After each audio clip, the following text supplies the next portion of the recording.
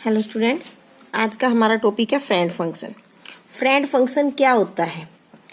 किसी भी क्लास का, कोई भी क्लास है, उस क्लास का नॉन मेंबर फंक्शन जो है वो क्या कहलाता है? फ्रेंड फंक्शन होता है। फ्रेंड फंक्शन होता है। एक तो नॉन मेंबर फंक्शन होगा किसी भी क्लास का फ्रेंड फंक्शन। जो फ्रेंड फंक्शन होता है ये हम क्यों यूज करते हैं और इसका जो फॉर्मेट होता है वो क्या होता है वो आपको बताएंगे। पहले आप ये देख लीजिए कि फ्रेंड फंक्शन का यूज हम किस लिए करते हैं। ठीक है, use of friend function. Friend function का यूज हम किस लिए करते हैं कि आपकी जो क्लास होती है, इस क्लास के अंदर जो आपका प्राइवेट मोड में जो आपका डाटा होता है, ये डाटा मेंबर होते हैं। इन डाटा मेंबर का यूज हम क्लास से बाहर नहीं कर सकते। इस डाटा मेंबर का यूज क्लास से बाहर नहीं किया जा सकता। ठीक है, अगर क्लास से बाहर सिर्फ इसी क्लास के जो मेंबर फंक्शन होते हैं वो मेंबर फंक्शन इस डाटा मेंबर का यूज कर सकते हैं। किसी दूसरी क्लास के मेंबर फंक्शन, हमने कोई दूसरी क्लास ली है, उस क्लास के जो मेंबर फंक्शंस हैं ये इसका यूज नहीं कर सकते।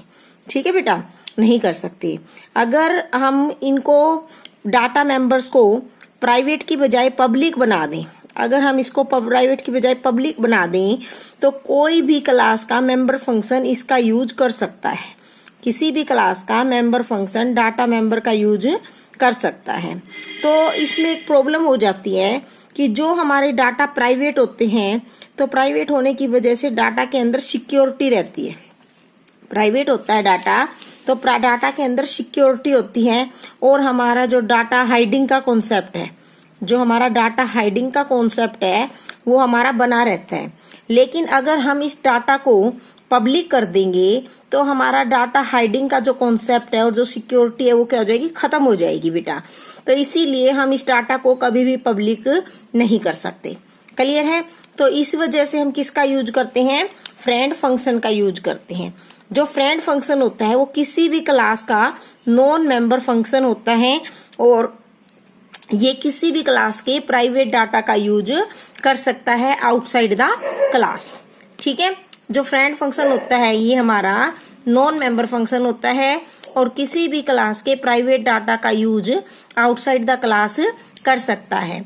तो जो हमारा फ्रेंड फंक्शन होता है इसके बहुत सारे रूल और रेगुलेशंस होते हैं। तो सबसे पहला तो यही होता है कि ये नॉन मेंबर फंक्शन होता है। इसका जो फ्रेंड फंक्शन है वो किसी भी क्लास के मेंबर फंक्शन का, यानी अगर हमने एक क्लास बनाई और उस क्लास के अंदर हमने क्या किया? डाटा मेंबर ले लिए और मेंबर फंक्शन ले लिए और एक हमने फ्रेंड फंक्शन ले लिया। जो हमने फ्रेंड फंक्शन लिया है ये फ्रेंड फंक्शन हमारी किसी दूसरी क्लास के डाटा मेंबर का यूज कर सकता है, किसी भी तीसरी क्लास के भी डाटा मेंबर का यूज कर सकता है। ठीक है बेटा, फ्रेंड फंक्शन किसी भी क्लास का नॉन मेंबर फंक्शन होता है, इसलिए यह किसी भी क्लास के डाटा मेंबर का यूज कर सकता है। दूसरा, जो हमारा फ्रेंड फंक्शन होता है इस फ्रेंड फंक्शन की एक पहचान होती है। वो क्या होता है कि जो फ्रेंड फंक्शन है नॉर्मल फंक्शन के साथ, जैसे मैंने एक नॉर्मल फंक्शन बनाया void get डाटा। अब जो ये void get डाटा है मेरा ये एक फंक्शन है, आपसे पहले भी आपने क्लासेज के अंदर किया है। तो जो void get डाटा ये एक फंक्शन है। अब मुझे फ्रेंड फंक्शन बनाना है तो मैं क्या करूंगी? इस फ्रेंड फंक्शन के साथ फ्रेंड कीवर्ड का और यूज कर दूंगी। तो अब ये फंक्शन मेरा क्या बन गया? Friend function. ठीक है, अब ये क्या बन गया? Friend function. तो मैंने इसके साथ क्या किया है? सिर्फ फ्रेंड कीवर्ड का यूज किया है। तो फ्रेंड फंक्शन के साथ हम किसका यूज करेंगे? फ्रेंड कीवर्ड का यूज करेंगे। ठीक है। नंबर 3, फ्रेंड फंक्शन जो होता है उसमें ऑब्जेक्ट एज ए आर्ग्यूमेंट लिया जाता है। हमने एक फ्रेंड फंक्शन लिया गेट डाटा, तो यहाँ पर जब हम लेंगे तो यह जैसे हम क्लास बनाते हैं और क्लास का ऑब्जेक्ट क्रिएट करते हैं तो यहाँ पर फ्रेंड फंक्शन में ऑब्जेक्ट को एज ए आर्ग्यूमेंट लेते हैं। आर्ग्यूमेंट का मतलब मैंने आपको बताया था पैरामीटर। सपोज कीजिए क्लास का नाम स्टूडेंट है तो मैंने क्या लिखा? Student x. तो ये जो है ऑब्जेक्ट है एज ए आर्ग्यूमेंट। ये हमने इस फंक्शन का एक ऑब्जेक्ट लिया है एज ए आर्ग्यूमेंट। ठीक है, उसके बाद जो आपका फ्रेंड फंक्शन होगा, ये कॉल किया जाता है क्लास से बाहर। जब आप इसे कॉल करोगे तो क्या करोगे, without scope resolution operator use होता है ये, without scope resolution. Without scope resolution ये है जो यूज होता है, कॉल होता है, इसके लिए आप स्कोप रेजुलेशन ऑपरेटर का यूज नहीं करते। उसके बाद आपका जो 5th पॉइंट है, आपका जो ये है क्लास के बाहर नॉर्मल फंक्शन की तरह कॉल होता है ये, ठीक है। Outside the class it's call like a normal function, एक नॉर्मल फंक्शन की तरह ये कॉल होता है हमारा, ठीक है।